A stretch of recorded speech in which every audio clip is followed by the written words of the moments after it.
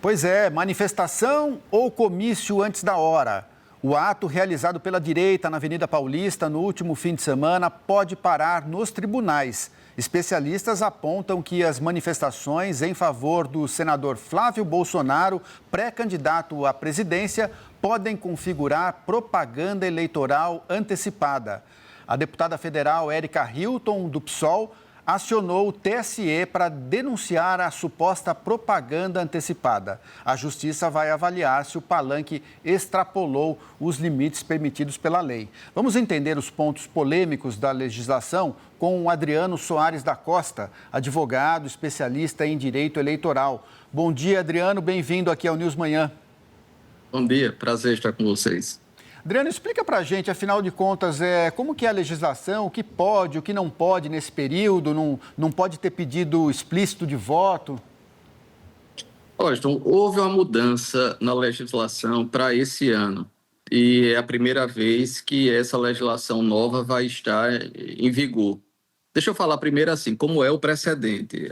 A Justiça Eleitoral, ela não só entende como antecipada a propaganda que pede expressamente voto ou que fala de um cargo em disputa no futuro, isso representaria propaganda antecipada, mas também aquilo que possa induzir, sem que haja manifestação expressa, que possa induzir um pedido de voto. Então, é o que que na jurisprudência chama de palavras mágicas, em que você pode insinuar, olha, no futuro, na candidatura, precisamos montar uma chapa assim assado, precisamos ter candidatos com esse ou esse perfil. No passado, ou até a eleição passada, a jurisprudência do Tribunal Superior Eleitoral entendia, sim, que haveria propaganda antecipada, e qualquer manifestação desse tipo. Uma outra coisa é que a lei modificou no sentido de dizer a propaganda eleitoral antecipada, ela só se configura se houver expresso pedido de voto e, portanto, excluiria esse raciocínio das palavras mágicas. Então, vamos ver como é que o Tribunal Superior Eleitoral vai se portar esse ano sobre se vai ficar, na verdade, a interpretação dos precedentes ou se o Tribunal Superior Eleitoral, sem alargar o conceito ou a lógica das mudanças, vai aplicar essa visão mais restritiva do conceito de propaganda eleitoral.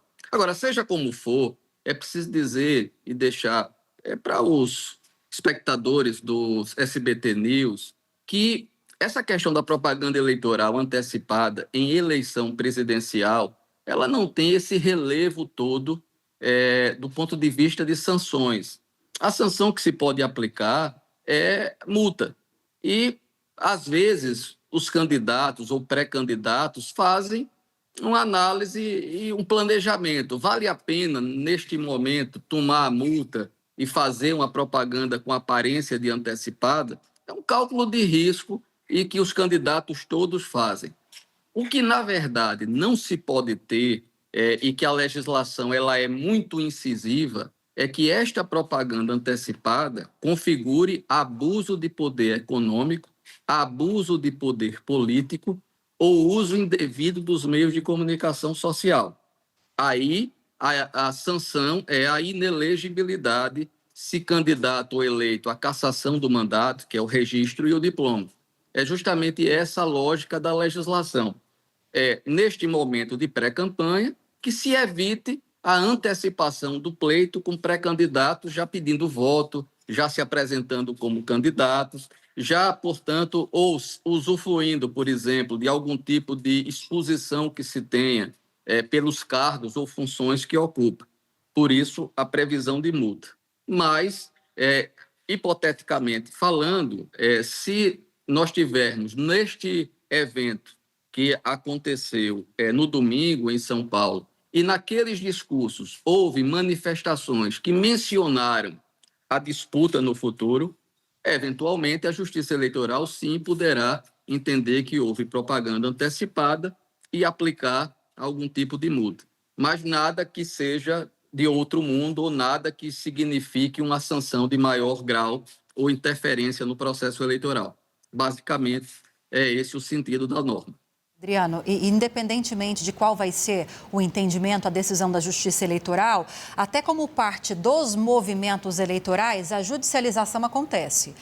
Esse caso agora que nós estamos tratando sobre esse comício do Flávio Bolsonaro, até eu já falando que é comício, dessa manifestação do Flávio Bolsonaro, já foi judicializada. O Lúcio trouxe a informação. Nós trouxemos agora há pouco também um trecho de uma entrevista que o Nicolas Ferreira, deputado federal de oposição, deu ao SBT News, trazendo o desfile da Escola de Samba Acadêmicos de Niterói em homenagem ao presidente Lula, que também foi judicializado em várias frentes. Então, o que nos parece é que faz parte já dessas pré-campanhas políticas, essas judicializações dessas ações. Dá para traçar um paralelo entre o desfile da Escola de Samba em homenagem a Lula, essa manifestação no último domingo? São ações parecidas, atos parecidos na perspectiva eleitoral ou não? Olha, tem, Liv, uma diferença aí de gravidade das discussões. Na questão, por exemplo, desse ato do domingo, o que está se discutindo é se houve ou não propaganda antecipada. E, portanto, se caberia ou não a aplicação de uma multa. E isso está precificado do ponto de vista da lógica dos partidos políticos, de oposição, de governo, neutros, todos topam, digamos assim, numa campanha presidencial, pagar uma multa, porque dentro do contexto e dos valores envolvidos é irrisório. A grande questão, na verdade, é que no caso do desfile, a discussão não é, embora se fale muito do aspecto da propaganda antecipada, fosse só isso, estava precificado e seria vantagem para o presidente Lula receber uma homenagem, enfim. Não é esse o ponto. Lá, a discussão ela é mais grave. É uma discussão sobre abuso de poder econômico, abuso de poder político e uso indevido dos meios de comunicação social. Aqui, acaso a Justiça Eleitoral compreenda que esses fatos ilícitos ocorreram, aí é diferente. A sanção é a inelegibilidade, a cassação de registro de candidatura, a cassação do diploma caso eleito e a perda de um mandato para o candidato beneficiado. É por isso que aqui não pode haver e não há um paralelo, uma identidade entre as ações propostas. Lá naquele caso do desfile, você há de recordar, se discute a aplicação do dinheiro público para as escolas de samba e, no caso em particular, para esta escola.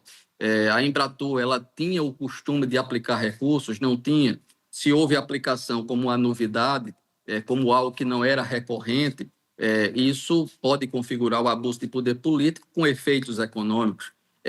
Houve atuação da primeira-dama com seus assessores no enredo da escola, ela se dirigiu à escola utilizando recursos públicos, houve recebimento no Palácio do Planalto dos carnavalescos, eventualmente discutindo até o conteúdo do desfile, houve a utilização de uma festividade de ampla divulgação, com transmissão pela televisão em benefício do agente público cujo órgão liberou recursos, no caso o atual presidente Luiz Inácio Lula da Silva, ele se beneficiou, ele esteve no desfile, né? Então, essas questões todas é que dão o chamado contexto fático. E esse contexto é que pode indicar a existência do abuso de poder político, do abuso de poder econômico e do uso indevido de comunicação social. E aí caberá à Justiça Eleitoral analisar se é caso de inelegibilidade e cassação do diploma. Só para terminar, eu lembro, Lívia, o seguinte, no caso do ex-presidente Bolsonaro, foi justamente o uso indevido dos meios de comunicação social, foi aquela reunião com os embaixadores, que era uma reunião fechada, mas só o fato de ter sido transmitido pela TV governamental, foi dito que havia uma ampla exposição. Nós estamos falando do Carnaval, cuja exposição é muito mais ampla e transmitida pela Rede Globo, ao vivo, não é? Sem ter direito a cortes, a ajustes. E isso faz toda uma diferença. É sobre isso que o Tribunal Superior Eleitoral vai se debruçar. Esse caso que você citou, só para lembrar a nossa audiência, no fim das contas, o que mais causou essa judicialização dessa reunião foi o fato de, naquela ocasião, amplamente exibida essa reunião, ter se feito uma campanha contra a integridade das urnas eleitorais, do processo eleitoral. Isso esteve em torno dessas discussões na Justiça, na divulgação dessa reunião. Queria agradecer a participação do Adriano Soares da Costa, advogado especialista em direito eleitoral. Obrigada, doutor. Bem-vindo sempre. Prazer imenso estar com vocês.